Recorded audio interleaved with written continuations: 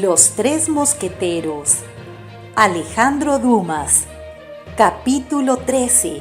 El señor Bonacieux.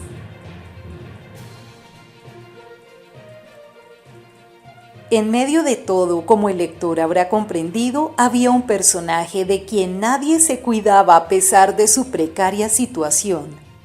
Este personaje era el señor Bonacieux, apreciable mártir de las intrigas políticas y amorosas que entre sí se confundían en aquella época, a la vez tan caballeresca y tan galante.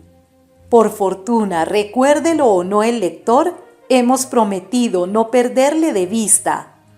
Los alguaciles que le habían preso le llevaron derecho a la Bastilla, donde le hicieron detener temblando delante de un pelotón de soldados que cargaban sus mosquetes. De allí fue conducido a una galería medio subterránea, siendo por parte de los que le habían llevado objeto de las más groseras injurias y del más duro trato. Los esbirros veían que no tenían que habérselas con un caballero y le consideraban como a un verdadero belitre. Al cabo de cerca de media hora, un carcelero fue a poner término a sus tormentos, pero no a sus inquietudes, dando orden de conducirle luego a la habitación de los interrogatorios. De ordinario se interrogaba a los prisioneros en sus casas, pero con Bonacieux no gastaron tantos cumplimientos. 2 guardias se encargaron del mercero, le hicieron atravesar un patio y entraron en un corredor donde había 3 centinelas. Abrieron una puerta y le introdujeron en una habitación baja en la que solo había por mueblaje una mesa, una silla y un comisario. El comisario permanecía sentado en la silla, ocupado en escribir sobre la mesa. Los 2 guardias llevaron al prisionero delante de la mesa y a una seña del comisario se alejaron a una distancia desde donde no podían oír su voz. El comisario, que hasta entonces había permanecido con la cabeza inclinada sobre los papeles, la levantó para ver con quién tenía que habérselas. Este comisario era un hombre de cara vinagrada, nariz puntiaguda, pómulos amarillos y salientes, ojos pequeños pero escudriñadores y vivos, participando a la vez su fisonomía de algo de la garduña y del zorro. Su cabeza, sostenida por un cuello largo y movible, salía de su vestido negro, balanceándose con un movimiento casi parecido al de la tortuga cuando saca la cabeza fuera de su concha. Empezó por preguntar a Bonacieux su nombre y apellido, su edad, su estado y su domicilio. El acusado respondió que se llamaba Jacobo Miguel Bonacieux, que tenía 51 años, que era mercero retirado y que vivía en la calle de Fossoyeurs número 11. El comisario entonces, en vez de proseguir interrogándole, le hizo un largo discurso acerca del peligro que corre un vecino oscuro mezclándose en asuntos públicos. Complicó este exordio con una exposición en la que volvió a contar el poder y los actos del cardenal, este ministro excelente, este vencedor de los ministros pasados, este ejemplo de los ministros futuros, actos y poder que nadie contrarrestaría impunemente. Las reflexiones del mercero habían terminado ya. Daba al diablo el instante en que el señor Laporte tuvo la idea de casarlo con su ahijada, y aquel en que esta ahijada había sido recibida por dama de la lencería de la reina. El fondo del carácter de Bonacieux era un extremado egoísmo mezclado con una avaricia sórdida, todo unido a una gran cobardía. El amor que le había inspirado su joven compañera era un sentimiento muy secundario, incapaz de luchar con los instintos primitivos que hemos enumerado. Bonacieux reflexionó en efecto sobre lo que acababan de decir. «Señor comisario», dijo tímidamente, «¿cree positivamente que yo conozco y aprecio más que a mi persona el mérito de la incomparable eminencia por la cual tenemos el honor de ser gobernados? ¿Es cierto?», interrumpió el comisario con aire de duda. «Entonces, siendo así como dice, ¿por qué está en la Bastilla?» ¿Cómo estoy? O más bien, ¿por qué estoy? replicó Bonasiux. Eso es lo que me es absolutamente imposible decirle, pues lo ignoro yo mismo, pero a buen seguro que no será por haber desobedecido al cardenal, al menos a sabiendas. No obstante es menester que haya cometido un crimen, pues está acusado de alta traición. ¿De alta traición?, exclamó Bonasiux pasmado. ¡De alta traición! ¿Y cómo quiere que un pobre mercero que detesta a los hugonotes y aborrece a los españoles sea acusado de alta traición? Reflexione, caballero, que esto es materialmente imposible. Señor Bonasiux, repuso el comisario mirando al acusado como si sus ojillos tuvieran la facultad de penetrar hasta en lo más profundo de los corazones. Señor Bonasiux, ¿tiene mujer? Sí, señor, contestó el mercero todo tembloroso, conociendo que esto iba a embrollar el negocio. Es decir, tenía una. ¿Cómo? ¿Tenía una? Pues, ¿qué ha hecho con ella si no la tiene ya?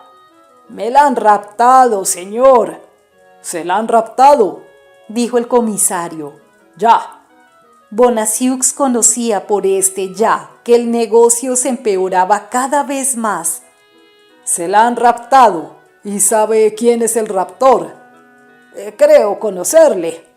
¿Quién es? Mire que no afirmo nada, señor comisario, y que solo sospecho. ¿Qué sospecha? Vamos, responda. Bonasiux se hallaba en la mayor perplejidad. ¿Debía negarlo todo o confesarlo todo? Negándolo todo, podían creer que sabía mucho para confesarlo. Diciéndolo todo, daba una prueba de buena voluntad. Por lo tanto, se decidió por este último partido. Sospecho, dijo, de un hombre alto, moreno, de buena presencia, y que tiene todo el aire de un gran señor. Nos ha seguido muchas veces, según me parece, cuando yo aguardaba a mi mujer delante del postigo del Louvre para conducirla a mi casa. El comisario pareció experimentar alguna inquietud. ¿Y su nombre?, preguntó. Oh, en cuanto a su nombre no lo sé, aunque si le encontrara alguna vez le reconocería al instante mismo, aunque fuera entre 1000 personas. El comisario arrugó la frente. Le conocería entre 1000, dice. Es decir, respondió Bonasiux, que comprendió que había dado un paso en falso. Es decir, ha respondido que lo reconocería, dijo el comisario. Está bien, eso me es suficiente por hoy. Es menester, antes de ir más lejos, avisar a ciertas personas de que conoce al raptor de su mujer. No he dicho que lo conociera, exclamó Bonasiux encolerizado. Le he dicho, al contrario, llévense al preso, dijo el comisario a los guardias. ¿Y a dónde lo hemos de llevar?, preguntó el escribano. A un calabozo. ¿A cuál? A cualquiera, con tal que cierre bien, contestó el comisario con una indiferencia que heló de terror al pobre Bonasiux. ¡Ay de mí!, exclamó. La desgracia ha caído sobre mi cabeza. Mi mujer habrá cometido algún crimen horrible.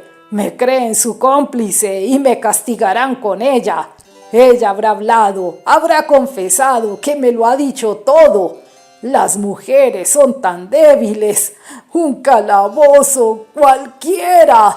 Eso es. Una noche pronto se pasa y mañana a la rueda, al potro. ¡Oh, Dios mío, ten misericordia de mí!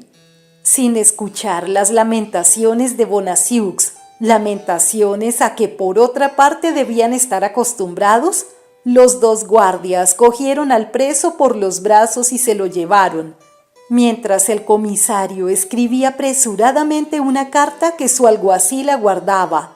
Bonasiux no cerró los ojos en toda la noche, no porque su calabozo fuera muy malo, sino porque sus inquietudes eran muy grandes. Permaneció toda la noche en una banqueta, estremeciéndose al menor ruido, y cuando los primeros rayos del sol penetraron por la claraboya, le pareció que la aurora tenía sombras fúnebres. De pronto oyó descorrer los cerrojos y tuvo un sobresalto terrible. Creía que iban a buscarlo para llevarlo al cadalso. Así, cuando vio pura y simplemente aparecer en lugar del verdugo a quien aguardaba, al comisario y al alguacil de la víspera, estuvo a punto de abrazarles. «Su asunto se ha complicado mucho desde anoche, buen hombre», le dijo el comisario. «Le aconsejo que me manifieste toda la verdad, porque solo su arrepentimiento puede conjurar la cólera del cardenal». «Pero si yo estoy pronto a confesarlo todo», exclamó Bonacieux. «Al menos todo lo que sepa. Pregunte, se lo ruego». «En primer lugar, ¿dónde está su mujer?» «Ya le he declarado que la raptaron». «Sí, pero desde ayer a las 5 de la tarde, gracias a usted, se ha escapado». «¿Mi mujer se ha escapado?», exclamó Bonacieux. «¡Oh, desdichada! Señor, si se ha escapado no es culpa mía, se lo juro». «¿Qué fue a hacer, pues, a casa de Artagnan, su vecino, con el cual tuvo ayer una extensa conferencia?» Sí, señor comisario, eso es verdad, y confieso que hice mal. Estuve en casa de Artagnan». «¿Cuál era el objetivo de esa visita?» «Pedirle que me ayudara a buscar a mi mujer. Creía que tenía derecho a reclamarla. Según parece, me engañaba y le pido que me perdone». «¿Y qué respondió Artagnan?» «Me prometió su ayuda, pero bien pronto comprendí que me hacía traición». «¿Quiere engañar a la justicia?» «Artagnan hizo un pacto con usted, y en virtud de ese convenio puso en fuga a los agentes de la policía que habían arrestado a su esposa, sustrayéndola así a todas las investigaciones». «Artagnan ha raptado a mi mujer. ¿Pero qué está diciendo?» «Afortunadamente, Artagnan ha caído en nuestras manos y ahora va a carearse con usted». «Me alegro», dijo Bonacieux. «Ya deseo ver una cara conocida». «Hagan entrar a Artagnan», dijo el comisario a los guardias. Los dos guardias obedecieron. «Señor Artagnan», dijo el comisario dirigiéndose a Athos, «declare lo que ha pasado entre usted y el señor». «Pero este caballero no es Artagnan», observó el señor Bonacieux. «¿Cómo? ¿No es Artagnan?», preguntó el comisario. «No, por cierto». «¿Cómo se llama el señor?», prosiguió el comisario. «No puedo decirlo, yo no le conozco». «¿Que no le conoce?». «No». «¿No le ha visto nunca?». «Le he visto, pero ignoro cómo se llama». «¿Su nombre?», preguntó el comisario. «Athos», respondió el mosquetero. «Pero ese no es nombre de hombre, es un nombre de montaña», dijo el pobre Golilla, que empezaba a perder la cabeza. «Es mi nombre», dijo tranquilamente Athos. «Pero usted ha declarado que se llama Artagnan». «¿Yo?». «Sí, usted». «Es decir, que a mí es a quien han dicho usted es Artagnan». Yo he contestado, ¿lo cree así? Los guardias dijeron que estaban seguros y no les contradije. Además, yo podía equivocarme. «Usted insulta a la majestad de la justicia». «No hay tal cosa», dijo Athos con la mayor calma. «Usted es Artagnan». «Ya ve que usted es quien lo afirma». «Pero», exclamó a su vez Bonacieux, «le digo, señor comisario, que no tengo ni la menor duda. Artagnan es mi inquilino y por lo tanto, aunque no me paga los alquileres, debo conocerle. Artagnan es un joven que apenas tiene 19 o 20 años y el señor por lo menos tendrá 30. Artagnan sirve en la compañía de guardias del caballero de Sartz y el caballero en la de mosqueteros de Treville. Mire el uniforme, señor comisario, mire el uniforme. Es verdad, murmuró el comisario. En aquel momento se abrió violentamente la puerta y un mensajero, guiado por uno de los carceleros, entregó una carta al comisario. ¡Ah, desgraciada!, dijo el comisario. ¿Cómo? ¿Qué dice? ¿De quién habla? Creo que no será de mi mujer, dijo Bonacieux. Se engaña, hablo de ella, su asunto empeora. Pero señor, dijo el pobre hombre desesperado. ¿Me quiere decir cómo puede empeorar mi asunto por lo que haga mi mujer mientras yo estoy preso? Porque todo ello es consecuencia de un plan horrible convenido con usted. Yo le juro, señor comisario, que está en el error más profundo, que yo no sé ni una palabra de lo que debía hacer mi mujer, que soy enteramente extraño a todos sus actos, y que si hace tonterías yo la desmiento y la maldigo. Ah, oiga, dijo Athos al comisario, si no necesita más de mí, envíeme a cualquier parte. Oír a este señor Bonacieux es poco divertido.